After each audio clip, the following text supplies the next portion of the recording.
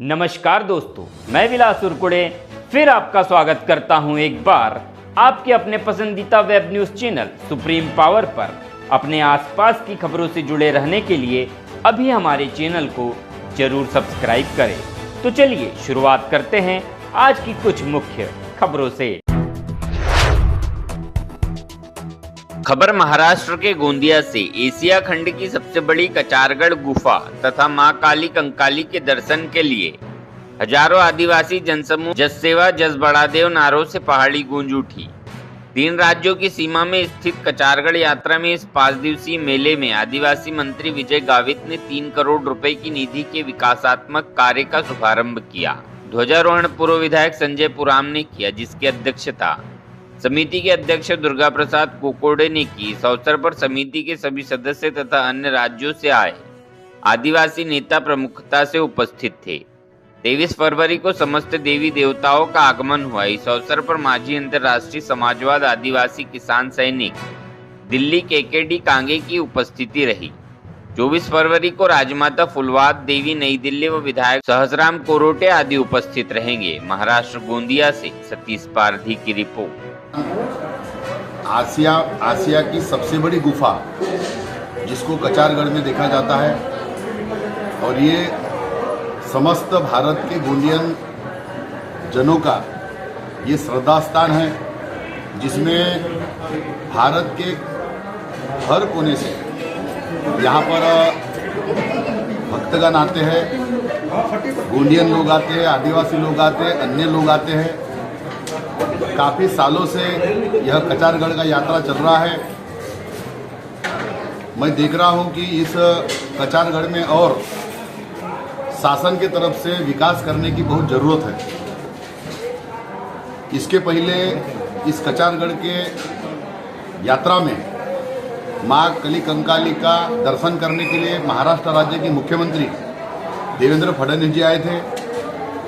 केंद्र के सबसे बड़े लीडर नितिन गडकरी जी आए थे, महाराष्ट्र के वित्त मंत्री आए थे, और कल 21 तारीख को आदिवासी के महाराष्ट्र के राज्य मंत्री आदरणीय डॉक्टर विजय कुमार गावित साहब भी आए थे।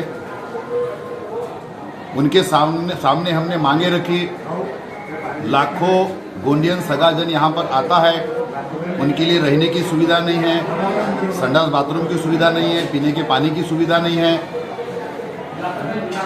रोड रास्ते की सुविधा नहीं है, बिजली की सुविधा नहीं है। ऐसे परिस्थिति में शासन स्तर से इस कचारगढ़ में ज़्यादा से ज़्यादा विकास का काम होना चाहिए, ज़्यादा से ज़्यादा आप लोगों ने निधि देना चाहिए। 21 तारीख को जब आदिवासी मंत्री विजय कुमार गावित साहब आए थे, तब उन्होंने कहा कि कचारगढ़ के विकास के लिए निधि की मैं किसी भी प्रकार की कमतरता नहीं होने दूंगा, और निश्चित तौर पे वहाँ पर जहाँ लिंगो बाबा का पेंठाना है, वहाँ पर 3 करोड़ की लागत से पेंठाना वहाँ बनाया जा रहा है। कुछ फॉरेस्ट के अड़चन के वजह से वो काम रुका हुआ है। बहुत जल्द वहाँ का कार्यक्रम भी आरंभ हो जाएगा।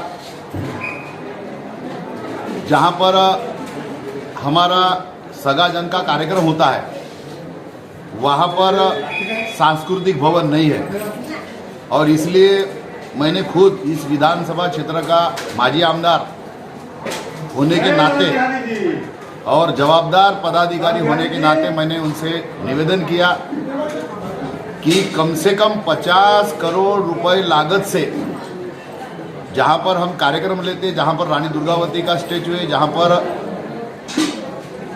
झंडा हम लहराते हैं, वहाँ पर लगभग 50 करोड़ का लागत से अगर वहाँ सांस्कृतिक भवन बनता है, तो आने वाले समय में वहाँ हमारे जितने भी सगाजन हैं वहाँ रुक सकते हैं। हमने स्वतंत्र भक्त निवास की भी मांग की है। तो हमारे आदिवासी मंत्री विजय कुमार गावित साहब ने कहा है कि आप प्रस्ताव सादर करो, पूरा प्रस्ताव का ध्यान रखा जाएगा।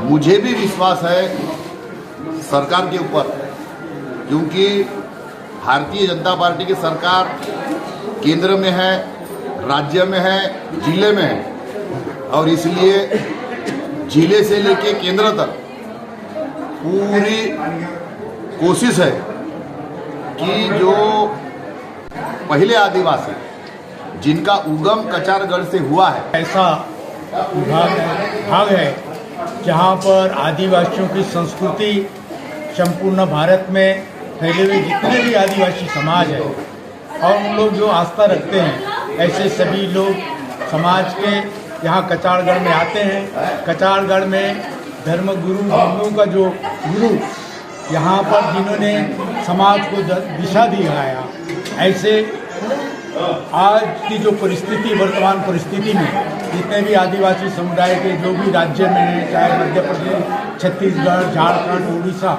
हर प्रांत से भाविक लोग, भक्तजन आते हैं जो धर्म पर आस्था रखते हैं, चाहे वो किसी धर्म का हो, जाति का हो। लेकिन आज यहाँ पर आकर जो उनको जो सुकून मिलता है, जो आस्था मिलता है, जो निसर्ग जो है, यहाँ का जो वातावरण है स्वरूप में जिस प्रकार से यहाँ पर दिन ब दिन परिस्थिति बदल गया,